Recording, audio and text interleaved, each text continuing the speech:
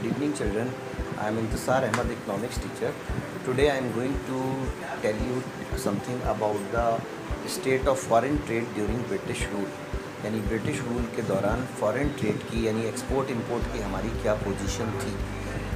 Before this we have already discussed about the condition of agriculture and industry, and now we want to see the position of foreign trade.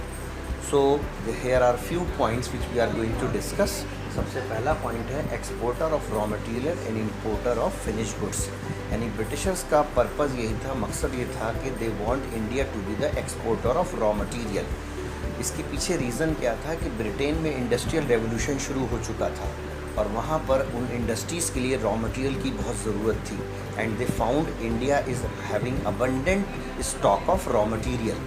That's why उनकी जो policies थी foreign trade की वो इस तरह की थी कि they were not allowing Indians to have production of those things. Raw material को वो चाहते थे कि वो इंडियंस यूज़ ना करें बल्कि उसको एक्सपोर्ट करें. तो इसके लिए उन्होंने एक डिस्क्रिमिनेटरी टैरिफ पॉलिसी बनाई थी जिसमें क्या किया था कि अगर हम रॉ मटेरियल को इंडिया से ब्रिटेन एक्सपोर्ट करते हैं तो उस पर वो किसी तरह का कोई टैक्स चार्ज नहीं करते थे. लेकिन अगर रॉ मटेरियल को यूज़ करके एक हम फिनिश प्रोडक्ट बनाकर एक्सपोर्ट करते हैं तो उस पर हैवी टैक्स लगाते थे. तो ये उनकी डिस्क्रिमिनेटरी और बाइस्ड पॉलिसी थी जिससे वो एनकरेज करना चाहते थे हमारे फार्मर्स को कि वो ज़्यादा से ज़्यादा रॉ मटेरियल एक्सपोर्ट करें और उनको टैक्स ना देना पड़े तो लालच आएगा. लेकिन अगर वो फिनिश गुड्स बनाकर यहाँ से भेजना चाहेंगे तो उनको हैवी टैक्स देना पड़ेगा. तो इस स्टेप की वजह से फार्मर्स को लालच आया और farmers started selling raw material to Britain, जिसमें हमारा रॉ कॉटन था, रॉ जूट था, रॉ शुगर केन था, इंडिगो था, रॉ सिल्क, रॉ वूल. तो इस तरह का जो रॉ मटेरियल इंडिया में पहले हैंडीक्राफ्ट इंडस्ट्री यूज़ कर रही थी वो धीरे धीरे हैंडीक्राफ्ट इंडस्ट्री बंद होना शुरू हो गई क्योंकि रॉ मटेरियल की कमी की वजह से उनकी कॉस्ट बढ़ने लग गई और वो इंडस्ट्रीज़ क्लोज़ हो गई और उसकी वजह से बहुत सारे लोग बेरोज़गार हो गए. तो ये रॉ मटेरियल इंडिया से ब्रिटेन चीपर जा रहा था क्योंकि इस पर कोई टैक्स भी नहीं लिया गया. दूसरी तरफ उन्होंने क्या भेदभाव अपनाया कि जो भी फिनिश गुड्स ब्रिटेन से आ रहे थे उस पर किसी तरह का कोई टैक्स नहीं रखा. No tax policy. किस तरह की थी नो टैक्स पॉलिसी कि if you are exporting raw material from India no tax will be imposed. And similarly अगर ब्रिटेन से हम इंपोर्ट करके गुड लाते हैं फिनिश गुड तो उस पर भी कोई टैक्स नहीं होगा. जबकि दूसरी तरफ उनका ये था कि अगर इंडिया से अगर हम कोई एक्सपोर्ट करते हैं फिनिश गुड तो उस पर हैवी टैक्स होगा. और ब्रिटेन के अलावा अगर हम किसी और देश जैसे हम इजिप्ट से, चाइना से, श्रीलंका से ट्रेड करते थे, ईरान से ट्रेड करते थे, अगर हम वहाँ से फिनिश गुड लेकर आते हैं तो उस पर हैवी टैक्स हमें देना होता था. तो this was the exploitatory policy. Second point है monopoly control of British rule. यानी ब्रिटिशर्स ये चाहते थे कि उनका जो ट्रेड है वो इंडिया का ट्रेड ब्रिटेन तक ही सीमित रह जाए, ब्रिटेन या उसकी कॉलोनीज़ तक, कि इंडिया दूसरे देशों को इजिप्ट, ईरान, श्रीलंका, चाइना इनको ट्रेड ना करने के बजाय सिर्फ ब्रिटेन को ही बिजनेस दे. इस वजह से उन्होंने जो ये पॉलिसीज़ बनाई थी इसके तहत more than 50% of export and import was to Britain. उस पीरियड में अगर हम इंडिपेंडेंस से पहले देखें तो हमारा आधे से ज़्यादा एक्सपोर्ट ब्रिटेन को जाता था और हमारा आधे से ज़्यादा इंपोर्ट सिर्फ एक ही कंट्री ब्रिटेन से आता था. जबकि इससे पहले अगर हम देखें तो बहुत सारे ऐसे देश थे जिनको हम ट्रेड करते थे जिसमें इजिप्ट था, ईरान था, श्रीलंका, चाइना और भी कंट्रीज़ थे और उनसे हम अच्छा पैसा कमा लिया करते थे. लेकिन बाद में ब्रिटिशर्स की जो पॉलिसीज़ बनी उसके बाद मोर देन 50% हम एक्सपोर्ट और इंपोर्ट करने के लिए फोर्स हो गए फ्रॉम ब्रिटिशर्स. ठीक है.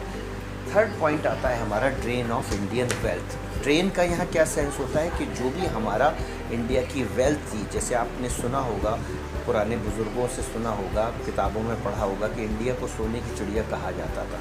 Y? Because we was having good number of you can say stones, diamonds, jewellery. बहुत हम रिच थे इस मेटल्स में, सिल्वर, गोल्ड, प्रीशियस स्टोन्स में, जेम्स एंड ज्वेलरी में.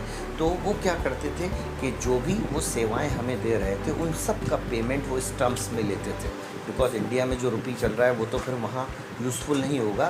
सो जिस चीज़ के लिए भी उनको पेमेंट था, पेमेंट किन चीज़ों के लिए लेते थे? सबसे पहला जो भी वो सर्विसेज यहाँ दे रहे हैं, जो हम पर रूल कर रहे थे, उसके होम चार्जेस लेते थे, जिसमें उनके बहुत सारे ऑफिसर्स डिप्लॉयड थे, उन सब की सैलरी, रिटायर हो गए तो उनका पेंशन, ये सारा पेमेंट जो ब्रिटेन को जाता था that was in the terms of James and jewellery, precious stone. तो हैवी फ्लो इसका शुरू हुआ, इसको इसलिए ड्रेनेज कहा गया। इसी तरीके से अगर कभी जैसे सेकेंड वर्ल्ड वॉर हुई थी और वॉर होती रहती, तो इंडिया के बिहाफ पर ब्रिटिशर्स जब लड़ाई लड़ते थे तो उस सब का ख़र्चा भी वो हमसे ही वसूल करते थे, जबकि वॉर वो अपने लिए लड़ रहे हैं लेकिन इंडिया के बिहाफ पे लड़ रहे दिखाते थे, तो इसलिए जो भी ख़र्चा होता था वो इंडिया से वसूलते थे इन जेम्स ज्वेलरी की फॉर्म में। इसी तरीके से जब कभी भी कोई ब्रिटिशर विजिटर्स यहाँ आते थे घूमने फिरने, तो उन सबको जो तोहफे दिए जाते थे, गिफ्ट्स दिए जाते थे, वो भी उस प्रीशियस स्टोन जेम्स ज्वेलरी की फॉर्म में दिया जाता था। So it was that means अब there was a heavy flow of gems jewellery, precious stones from India to Britain. तो एक तरह से वो सारा ये हमारा ख़जाना, और सुना भी होगा अपने कोहिनूर डायमंड तक ले गए, तो ये लूट खसोट उन्होंने शुरू कर दी थी। इस तरह की उनकी ये पॉलिसीज़ थी। दैट्स वाई आप कह सकते हैं कि फॉरेन ट्रेड की पोजीशन ब्रिटिश पीरियड में बहुत ख़राब हो गई थी। Now we will see the demographic profile, यानी डेमोग्राफिक कंडीशन क्या थी, हमारी पॉपुलेशन की क्या पोजीशन थी, उसका क्या स्टेटस था during British rule. Number 1, there was very high birth rate and high death rate, क्योंकि आप जानते हैं कि ब्रिटिशर्स ने किसी तरह का कोई भी फैमिली प्लानिंग प्रोग्राम, उसकी कैंपेनिंग, स्मॉल फैमिली के क्या एडवांटेज होते हैं, ये सब कुछ नहीं था। किसी तरह का कोई कैंपेनिंग, कोई प्रोग्राम लॉन्च नहीं किया था। तो that's why there was high birth rate which was approximately 48 per 1000। And similarly there was high death rate also. High death rate क्यों था? क्योंकि कोई मेडिकल फैसिलिटीज़ नहीं थी, कोई मेडिकल केयर नहीं थी किसी तरीके की, इसलिए डेथ भी बहुत ज़्यादा हुआ करती थी। तो 40 पर 1000 था डेथ रेट और बर्थ रेट था 48 पर 1000। और आप जानते हैं जब डेथ रेट पर कंट्रोल नहीं होता तो people are not sure about the lives of their children. जैसे किसी परिवार में मान लीजिए 8 बच्चे हैं, उनमें 4 या 5 की डेथ हो जाती है, तो श्योरिटी नहीं थी परिवार को कि उनके बच्चे जीवित रहेंगे। इसीलिए वो लोग बर्थ के किसी मेजर को नहीं अपनाते थे, क्योंकि अगर श्योरिटी हो जाए कि अगर 2 बच्चे हैं परिवार में और दोनों जीवित रहेंगे, एक्सपेक्टेंसी अच्छी होगी, तो फिर वो अडॉप्ट करते थे बर्थ रेट के मेजर्स को। तो इन कारणों से बर्थ रेट भी हाई था, डेथ रेट भी हाई था। और 1921 तक तो बहुत ज़्यादा पॉपुलेशन का ग्रोथ नहीं हुआ था, लेकिन थोड़ा सा 1921 के बाद, जिसको हम ईयर ऑफ ग्रेट डिवाइड कहते हैं, थोड़ा बर्थ रेट ज़्यादा था और डेथ रेट थोड़ा सा कंट्रोल हुआ, इसलिए ग्रोथ रेट ऑफ पॉपुलेशन होना शुरू हो गया। तो इससे ये प्रूफ होता है कि ब्रिटिशर्स ने किसी भी तरह बर्थ को कंट्रोल करने के कोई मेजर्स नहीं लिए थे, इसी तरह कोई मेडिकल फैसिलिटीज़ का एक्सपेंशन नहीं किया जिससे कि डेथ रेट कंट्रोल में आए। Second point is very low literacy, extreme low literacy rate था, क्योंकि ब्रिटिशर्स चाहते ही नहीं थे कि स्कूल, कॉलेजेस, यूनिवर्सिटीज़ खुलें और इंडियंस पढ़ें, क्योंकि अगर पढ़ेंगे आगे तो आगे चलकर उनको समझ में आएगा कि हम ब्रिटिशर किस तरह एक्सप्लॉइट कर रहे हैं उनको, और फिर आगे वो भी डिमांड करेंगे अपॉर्चुनिटीज़ की कि they want to work, skill develop होगी तो जॉब्स की डिमांड करेंगे।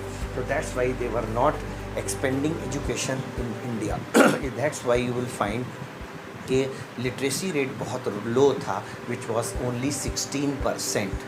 ठीक है, और उसमें भी आप देख सकते हैं female literacy was very low, 7%, जिसमें ब्रिटिशर्स इंडियन को जिम्मेदार ठहराते थे कि वो गर्ल चाइल्ड की इम्पोर्टेंस एजुकेशन को नहीं देते।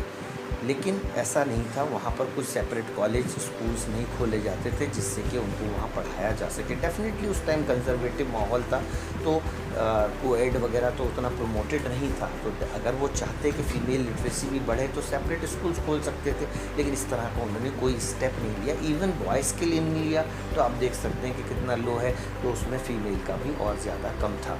इसके बाद आता है पुअर हेल्थ फैसिलिटीज़।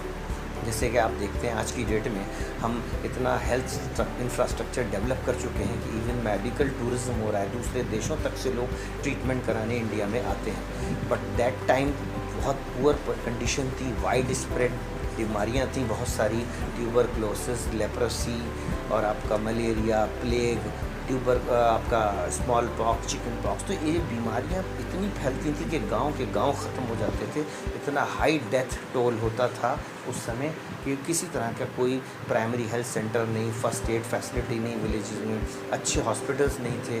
अगर अच्छे हॉस्पिटल्स थे तो आपने देखा होगा जैसे आज की डेट में आप कहीं देखते हो कैंटोनमेंट एरियाज़ होते थे, तो वो मिलिट्री हॉस्पिटल हुआ करते थे जो कि उन मिलिट्री मैन और उनके परिवारों के लिए होते थे। तो ब्रिटिशर्स का इलाज वहाँ हो जाता था। तो आम पब्लिक के लिए कोई इस तरह का हॉस्पिटल वगैरह स्टार्ट नहीं किए गए थे। हाई इन्फेंट मोर्टेलिटी रेट था, यानी ये बहुत ज़्यादा था, अलार्मिंग, 218 पर 1000, यानी एक तरह से चाइल्ड केयर की कोई फैसिलिटी नहीं थी। पूरा बेकार इंफ्रास्ट्रक्चर था चाइल्ड केयर डेवलपमेंट के लिए। इसीलिए आप देखिए कि पर 1000 218 चिल्ड्रंस की डेथ हो जाया करती थी। एज़ यू नो कि जब एक बच्चे का जन्म होता है तो उसको ज़्यादा केयर की ज़रूरत होती है। जैसे आज की डेट में आप देखते हो बहुत सारे इंक्यूबेटर्स एक्सेट्रा नर्सरीज़ बनाई जाती हैं जहाँ पर बच्चों की केयर की जाती है। और किसी तरह का कोई भी वैक्सीनाइजेशन नहीं था, इंटॉक्सिकेशन नहीं था। जैसे आज की डेट में आप देखते हो कि सारे DPT, BCG, बहुत सारे मीज़ल्स वगैरह के vaccine, pulse polio drop government मुफ्त देती है लोगों को और उसके बारे में बताती रहती है। इस तरह की कोई भी सुविधाएं नहीं थी। दैट्स वाई बहुत high birth infant mortality rate था, जो कि आप जानते हैं कि पहले इतना नहीं होता। अब अगर आप देखें तो अप्रॉक्सीमेटली 40-48 के आसपास आपको ये मिलेगा, जो कि बहुत कंट्रोल में आ चुका है, but at that time it was very high. इसके बाद है लो लाइफ एक्सपेक्टेंसी। इन टोटल जब सारी मेडिकल फैसिलिटीज़, वैक्सीनेशन, इन सब को देखें, प्रिवेंटिव मेजर्स कितने हैं, क्यूरेटिव क्या है स्ट्रक्चर, ट्रीटमेंट कैसे दिया रहा है, उन सब को देखा जाए तो बहुत सारी बीमारियों का इलाज ना हो पाने के कारण लाइफ एक्सपेक्टेंसी बहुत लो थी। और एक एवरेज तौर पर एक आदमी 44 साल से ज़्यादा नहीं जीता। एक एवरेज है, हो सकता है कोई 60 जी जाए, कोई 30, लेकिन जब 44 ईयर की एज कुछ नहीं होती। एक लाइफ की 44 ईयर एज थी, जैसे अगर आज आप कैलकुलेट करें तो 68-70 के आसपास है। इसका मतलब किसी तरह के कोई ऐसे मेजर्स नहीं लिए थे जिसके थ्रू हम उन बीमारियों पर कंट्रोल पा सकें, उनका ट्रीटमेंट कर सकें, उनसे बचाव कर सकें। सो दिस लाइफ एक्सपेक्टेंसी, यानी जो एक एवरेज लाइफ होती है आदमी की, जितने दिन वो जीता है, ये बहुत ही कम थी। It was 44 year only. इसके बाद आता है आपका last point, wide spread poverty. जैसे आज देखते हैं आज की डेट में भी गरीबी है, लेकिन अगर हम इसको नोटिस करें तो गरीबी जो है वो उतनी पहले इतनी ज़्यादा नहीं थी। आज भी लगभग 20% के आसपास गरीबी है, लेकिन पहले तो लगभग 50% से ऊपर लोग गरीब थे। और जब अकाल पड़ता था, अनाज की कमी होती थी, भुखमरी होती थी, तो गांव के गांव ख़त्म हो जाते थे। आपने पढ़ा भी होगा हिस्ट्री में, फैमीन ऑफ बंगाल, जहां करोड़ों में डेथ हुई थी लोगों की। तो इस तरह का जैसे आज देखते हैं कि इमरजेंसी मीट करने के लिए बफर स्टॉक क्रिएट किया जाता है, कोई ब्रिटिशर्स का ऐसा सिस्टम नहीं था। और अनाज की कमी के कारण से लाखों करोड़ों लोग भूखे मर जाया करते थे।